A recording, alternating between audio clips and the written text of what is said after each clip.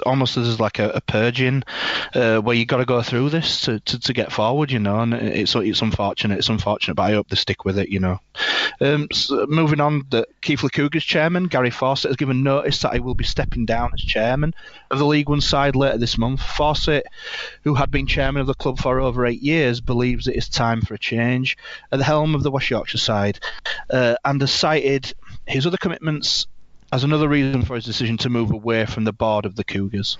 Now, the thing that would have probably made this an ad finally if I'd have seen it earlier than late last night is the comments he made after he went.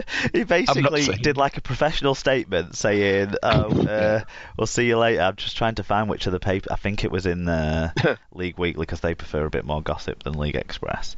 So let me find it. But basically, he released a professional statement saying all the stuff about time for the club to move on, go in a different direction and that sort of stuff.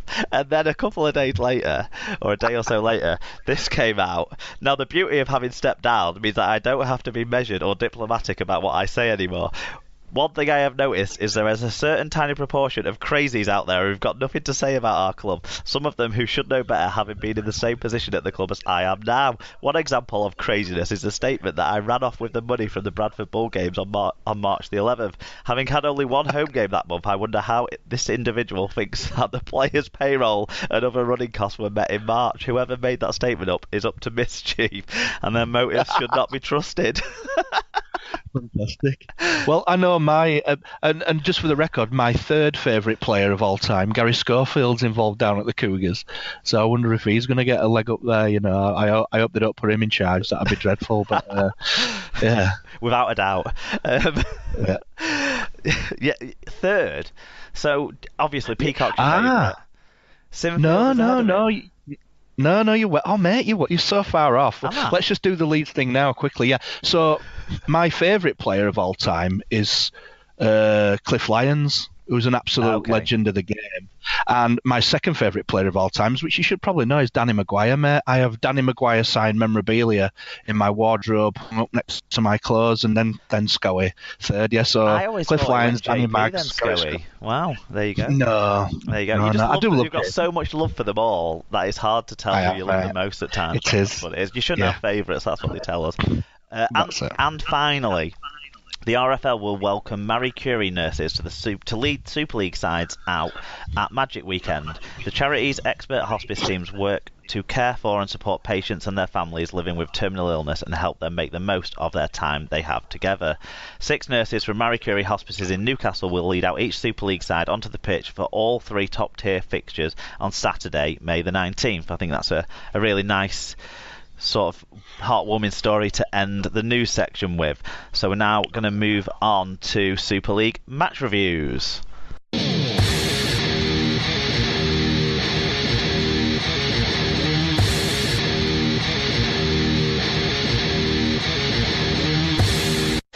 Super League match reviews now, sponsored by Rob's Toy Shop on eBay. You can find a wide range of toys, gifts, rugby league birthday cards and more at Rob's Toy Shop on eBay. Just visit stores.ebay.co.uk/Rob's Toy Shop. On any orders over £5, you can earn 5% cash back and send 1% cash back order of your order value to the SLP coffers too by putting SLP discount at checkout. If you want to give more to SLP of your 5% cash back, you can do that. Rob said just message him and he'll pay me more money if you want to support the show. Okay, it was round 14 of Super League this week, and a healthy average attendance over the sunny weekend of 9,370, buoyed by Saints, Wigan, Leeds and Hull all being at home. And the first game is the first of those teams I mentioned, which is St Helens. They won 26 points to 12 over the Catalan Dragons in front of 9,138. Robert Hicks was the referee. Do you want to start us on the fan reviews, Rich? Absolutely, mate. And Carsten got in touch, our friend in Europe. Saints were just average for once, and Catalans looked to be in the game all the time. But too many errors and stupid penalties killed all their chances. Ben Barber was clearly missed by Saints, but more so by the Sky commentators. It's stupid commentary. Sorry. It's stupid commentary, I must, in the 2 first grades and all channels. Well, yeah, absolutely it is, mate. Yeah, you'll find out that the commentary is pretty diabolical at times. Alan Walker says, midweek games, working again, so I missed it. Looked half decent, though. Reckon Saints took it a bit easy from the clips I've seen. Don't let the coach get back on the plane to Catalonia. Yeah, and Tom, your real dad crook, whoever he might be, have to be quick with this review as Emma thinks I'm in the loo. Saints did enough. Cats are just not quite there yet. Looking forward to hearing what Scoey has to say about the game, as he's good for a controversial, was it a contra over comment, even though he was vastly overrated as a player. So all I'd say to Tom is that Scoey might be a lot of things, but he's not hiding in the shitter from his wife, sending a message about a podcast he used to be the host of. So I think Scoey's one up there. Paul Macklem scores 78. He says, why was a team whose home shirt is a red V playing in a home game wearing a black shirt against a team wearing a red V? Also, given Catalans get every home game covered on Sky, is there any reason for Sky to cover their away games? Huddersfield have been on the telly once this year. So nothing about the game from Paul. Yeah. I'll answer that. The shirt thing, I think Saints were trying to get people to buy their away shirt by doing it. Yeah. That's all I can guess. And then the Catalans thing, I completely agree. If the Catalans were relevant to the top of the table and were playing with intensity and excitement and that sort of thing, then I wouldn't have a problem with seeing more of the games. So I'm not necessarily saying substitute Huddersfield as things stand for Catalans games, but I totally agree. I think it's strange to see Catalans away. When you're scheduling Thursday night games, picking Catalans away games seems to be a bit silly when you're going to get Catalans home games too. I agree with that point, yeah. It tends to be over proportionised with the Catalan home games, so yeah. Not saying we shouldn't take them away from them, but it does seem a strange one. So, Malcamara Tios, oh man, very heavy. This one, yeah, I don't know what he's on about every week, Malcolm. Yeah. Oh man, very heavy. Didn't know it was when it was, and we didn't win either. Fuck it, dude. Let's go bowling. It's really European though, isn't it? And maybe it's proper, but it sounds like some crazy like foreigner just trying to talk English. I don't know. I think that's on purpose. Yeah, I think it is too. Yes. Tim G Radio says, amazing Grace, rest of the game rubbish. I mean, I think that's overdoing what Regan Grace did in this game, to be honest. He just had 2 walking tries that were put on a plate for him. I think Tim Gradio, I'm not sure what game he was watching, but I saw this and I just felt that the Saints never looked in bother really. Yeah, you never, even when it was close for so long, it never felt like tense. When Jody Broughton got that try in the second half, and it got it to within 2 scores, you never thought it'd get closer than 2 scores, even though Saints were garbage. I mean. I wouldn't throw it all on Barber not being there, because I think Lomax actually did all right at fullback. He was popping up in the right sorts of places, making the right sorts of plays. They just seemed a bit half-arsed about it. Maybe, it just wasn't enjoyable to watch. But does that not buy into that maybe Catalan on a Thursday night? You know what I mean? I'm not trying to set the scene, but it was hardly going to be one of the most. Never felt it was going to be one of the most intense games that we were going to see all season, and it turned out to be that. No, when they set the Thursday schedule at the start of the year, I suppose they don't know where clubs are going to be come this stage of the season, and we did expect the Dragons to be at least top 8 kind of worthy with the recruitment they'd made, but it wasn't there with that, was it? It just wasn't. It wasn't a great game. I think Regan Grace is getting way overrated at the moment, and I'm not.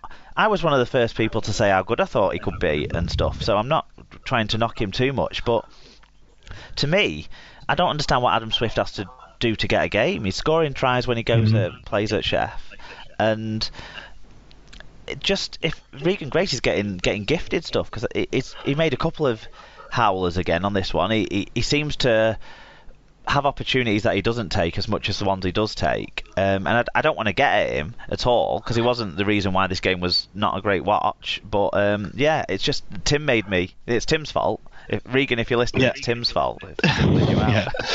I just don't think he's kicked on as much as that early potential promises, and sometimes we see that, don't we?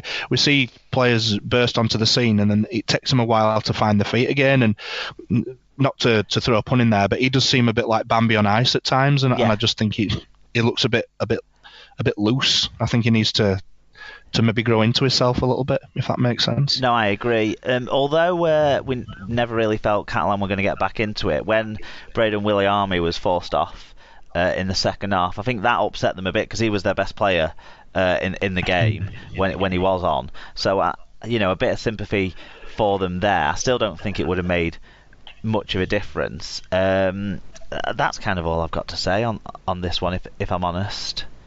Yeah, me too. I obviously have to get up early for these games, and I was away on business in Canberra, and I was kind of dozing in and out as I was watching it. I turned the telly on and woke up for it, and was a bit in and out at periods. And the periods that I was watching, it just seemed like I said, we're never going to be in doubt, really. I think as good as Catalan's gave, Saints never looked really to be in trouble. No, exactly. I think the final point on Catalan, rather than just this game, is I'm still completely blown away by McNamara's ineptitude at knowing where his players' best positions are.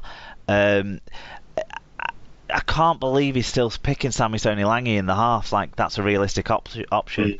Lucas Albert was playing in the reserves and I think was pretty influential in their win that we're going to get to actually later on, as it happens, in the Lord Derby Cup down in France. And I know he wasn't great at the start of the season, but now he's got a proper half playing next to him in Drinkwater. I'm sure Lucas Albert would be a much better option to this side. Or if David Mead get Mead back at fullback and get Gigo at 6, and you'd have a much better side and put Lange in the centres where the fact that he can't pass the ball or kick the ball isn't going to be a problem. Especially for an half-back, yeah. Yeah, definitely, I agree. So, in terms of the stats, in metre numbers were close, and Catalan edged the average gain. The 48 missed tackles and 87% team tackle success is something that really hurt Catalan, though, and they didn't help themselves either with a 7-10 penalty count. League leaders St Helens were able to capitalise with 8 breaks to 4 and 5 tries to 3. Both sides made a dozen errors. Individually, Tommy Mack, 1 try assist, 9 tackle busts, 110 metres. His claim for an England place is well on track. Johnny Lomax, 1 try, 6 tackle busts, 103 metres. Zeb Tyre, 117 metres, and Luke Thompson, 114 metres. For the losing Dragons, Braden William with I tried both pronunciations because I'm not sure which one works best, you see. Rich. 1 try assist, 107 metres. Jody Broughton with a try and 113 metres. Tony Gigo, who was actually reasonably good for Catalan, although did have a paddy at one point and turned a scrum into a penalty, 116 metres. And Ben Julian worked hard with 43 tackles. Okay, go on. Just before we move on quickly, sorry, I just think Makinson, on what you say, I just think, he's as good as anybody playing in Super League, and I have a lot of time for him as a player. I think he's just one of them complete natural footballers, and I don't think it'd matter where you play him. Probably other than prop forward, I think he could always do a job for you, and I know that's saying a lot, but I think he's just one of them natural. He's a naturally gifted rugby league player, and some of them have it and some of them don't. I'd say probably Watkins has it a lot less than someone like Makinson. He just seems like a natural to me, and I really like seeing him play. I think what Saints have got in Grayson Makinson is 2 wingers who look really good running with the ball, and it doesn't seem to slow them down too much running with the ball in the hands. But what Makinson has that Grace hasn't developed yet is just an absolute intensity in the way he heads at the line. Absolutely. There's never any reluctance in anything he does, and that's the most impressive thing for me, the way he jumps to take balls, or the way he runs carrying balls back, or the way he dives for finishes. There's no let up in anything he ever does. That's right, yeah. Okay, that's enough nice things about St Helens. Friday night games. Huddersfield were able to get themselves off the bottom. They won 28 points to 18 against the Widnes Vikings in front of 4,645. Liam Moore was the man with the whistle. We only got the one fan view in on this one. Do you want to let us know what Mark had to say, Rich? Absolutely. So, Mark W. got in touch and said, despite Betsy's tantrum, that was a great 80-minute performance from the Giants. The academy kids stole the show with English, Wood, Wardell, and Russell. Really impressing. Can't argue with the sin binning. There was nothing malicious in it, but it didn't look good. Widnes only seemed interested in gamesmanship, as we are calling it